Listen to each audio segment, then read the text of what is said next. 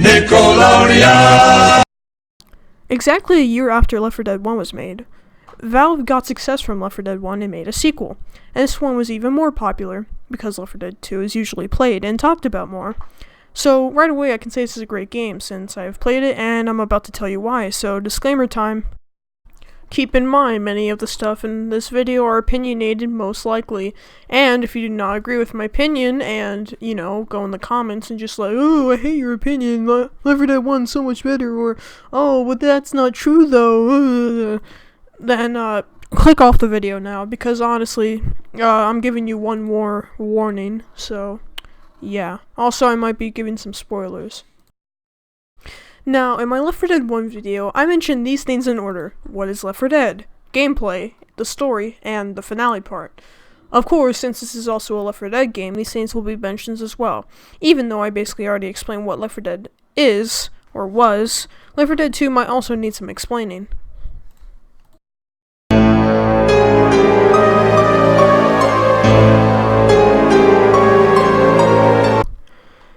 Left 4 Dead 2 was created by Valve in 2009 after the success of the first game, Left 4 Dead 1. Left 4 Dead 2 is expected by most people to be greater and better than the first. To many people, Valve delivered.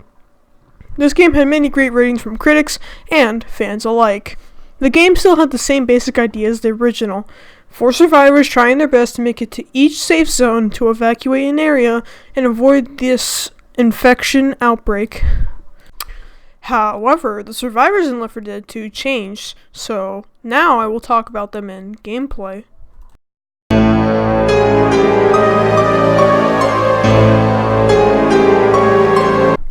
In Left 4 Dead 2, the new group of survivors are Coach, Ellis, Nick, and Rochelle. Coach is the leader of the group, like Bill from Left 4 Dead 1. He is the eldest of the group and tries to help out his group in every way possible. Now, Coach is a bit more positive than Bill, but that doesn't change the fact that Coach is a good leader for the group.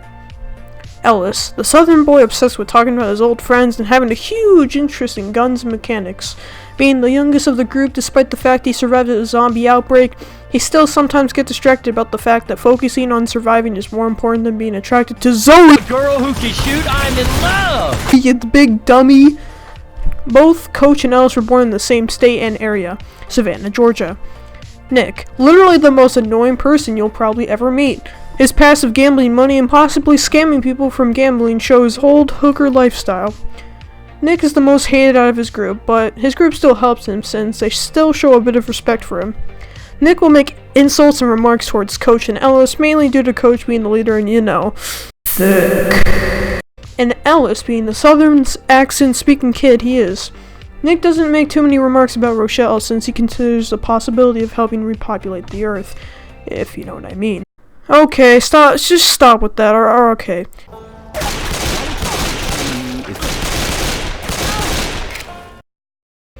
Rochelle, the most hated character in Left 4 Dead history. I am not kidding about that. Most people hate her for these reasons. She has dry humor, and she's not really that fun to play. That's pretty much it! These are the 4 survivors. They pop jokes and insults left and right, but they are still protecting each other because they know how lucky they are to even still be here as functioning humans. These are the characters, and this is literally the beginning of the gameplay mechanics and ways characters interact with their surroundings. Now, many of the same game mechanics in Left 4 Dead 1 are also in Left 4 Dead 2.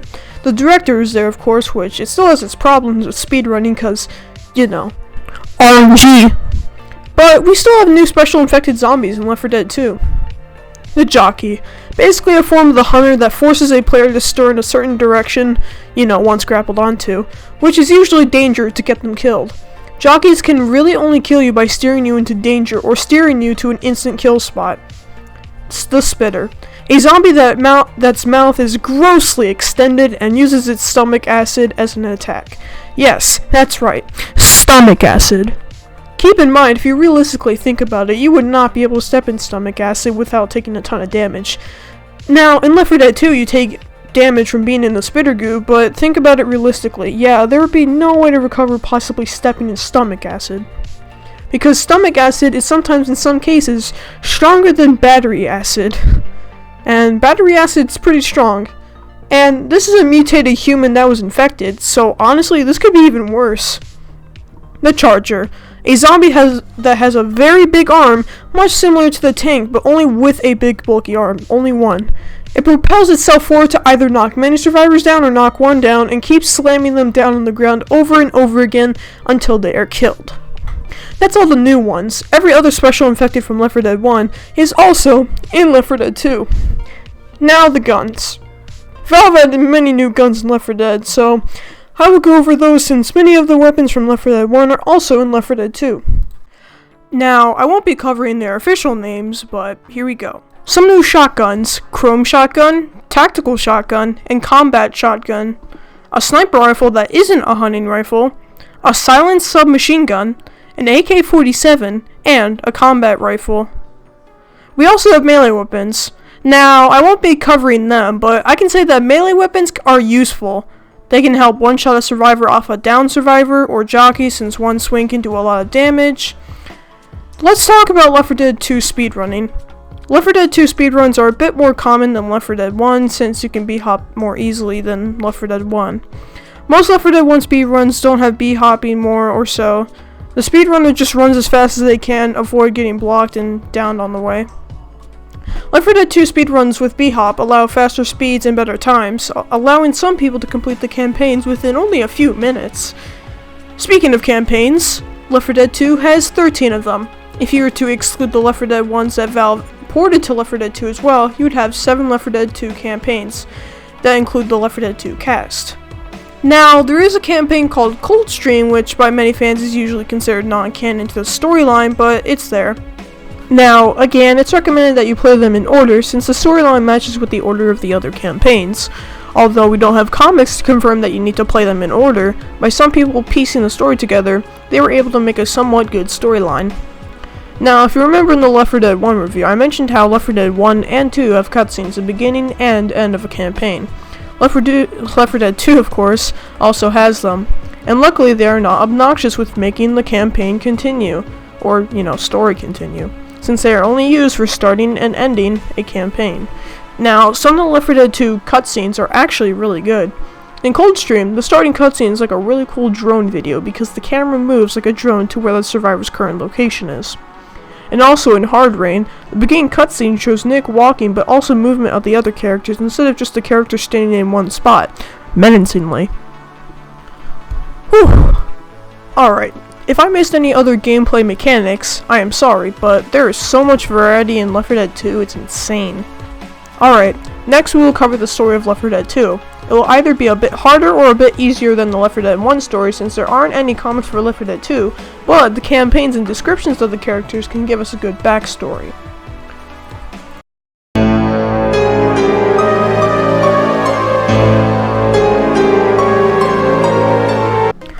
Luckily, I found the Left 4 Dead 2 wiki a pretty good summary of the story of Left 4 Dead 2, and each place the survivors end up in each campaign. I will also add some small details of my own just to give some more hints and stuff to the characters. Now, keep in mind this page explains the story of each campaign, since we don't have Left 4 Dead 2 comics yet, or, maybe not. We can't have something to build on. So, 4 survivors named Coach, Nick, Ellis, and Rochelle begin their trek on top of a hotel, watching what was supposed to be the rescue helicopter fly away, leaving them stranded in Savannah, Georgia. They make their way down to ground level via elevator and introduce themselves on the way down.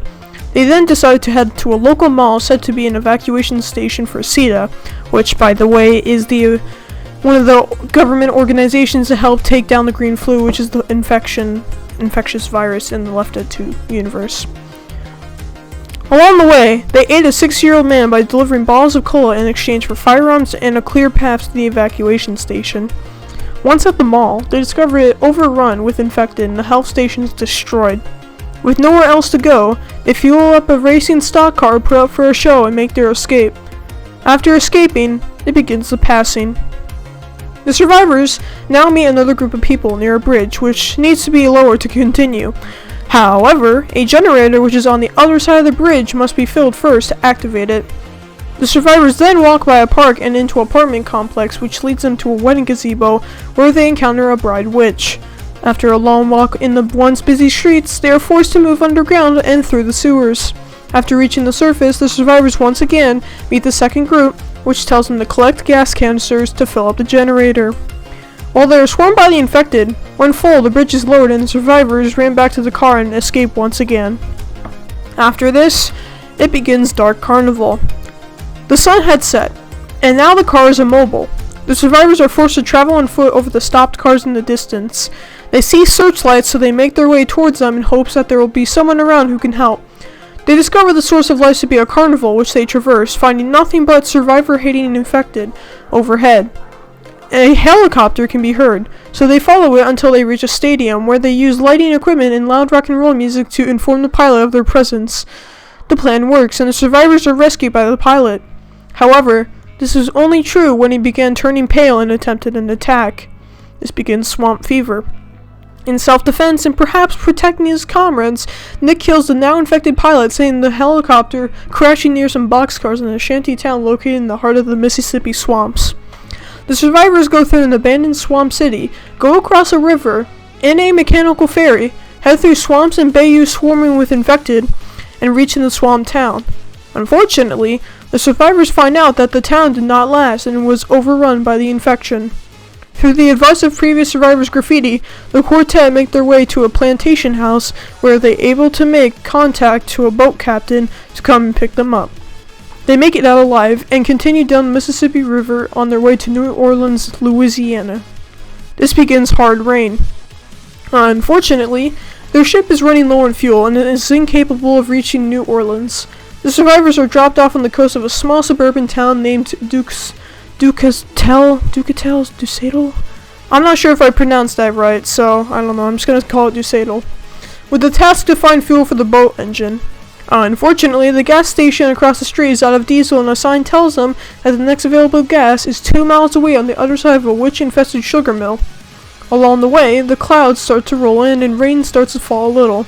Once they've gotten the gas needed to fuel their ship, a downpour starts up, and the roads begin to flood, forcing the survivors to find other paths among the higher ground to make it back to the docks. Left without a method of signaling the success of their mission, they use the lights of a fast food restaurant called the Burger Tank to alert their vessel instead. Their plan works, and they are able to make it safely back onto the boat with enough fuel to reach their destination. This begins the final canon campaign, the Parish. After a night's rest on their floating vessel, the survivors reach New Orleans midday and set off to a supposed military evacuation set up on Veterans Memorial Bridge. After traveling through the city that the infected took over, they soon become victims of their own saviors as the military begins dropping bombs in the city. After ducking and dodging bombs, they reach the bridge, where they are able to contact soldiers via a radio clutched in the hand of a dead man. They are provided clearance to cross the bridge into evacuation vehicle on the other side of the bay. They finally find themselves flying away from their troubles and making it out safety as the bridge they were just on is bombed and collapses into the bay. And that's the story of Left 4 Dead 2, released in 2009, further having more updates to be put out until 2013 when the beta was released. Since then, they have not released a third Left 4 Dead. We just have to be patient and hope Valve Time decides to deliver it soon. Although the story is a bit more vague compared to Left 4 Dead 1, where we have comics, we at least know the details that Left 4 Dead 2 begins 3 weeks after the outbreak began, and the whereabouts of both the Left 4 Dead 1 survivors and Left 4 Dead 2 survivors might not be explored again. So now, all we got left is the rating, so here we go.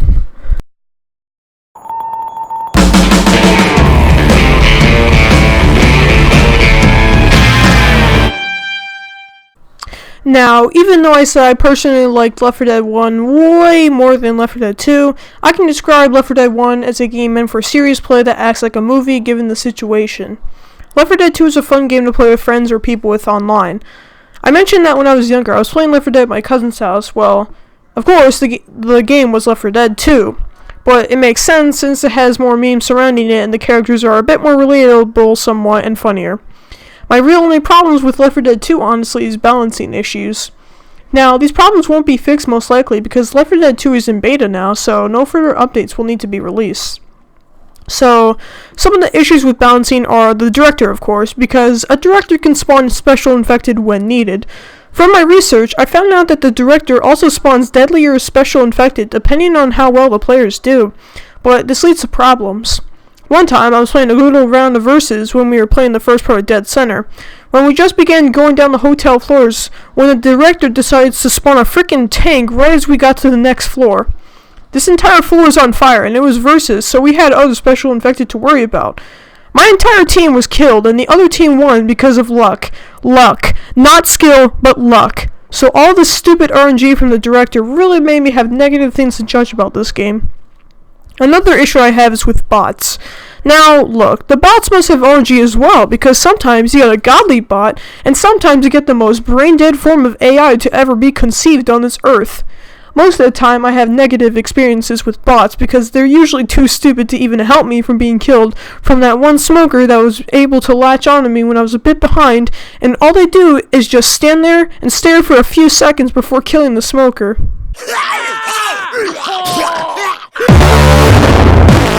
So for all of this, Left 4 Dead 2 gets an 8 out of 10 for me. Not a bad rating if you ask me.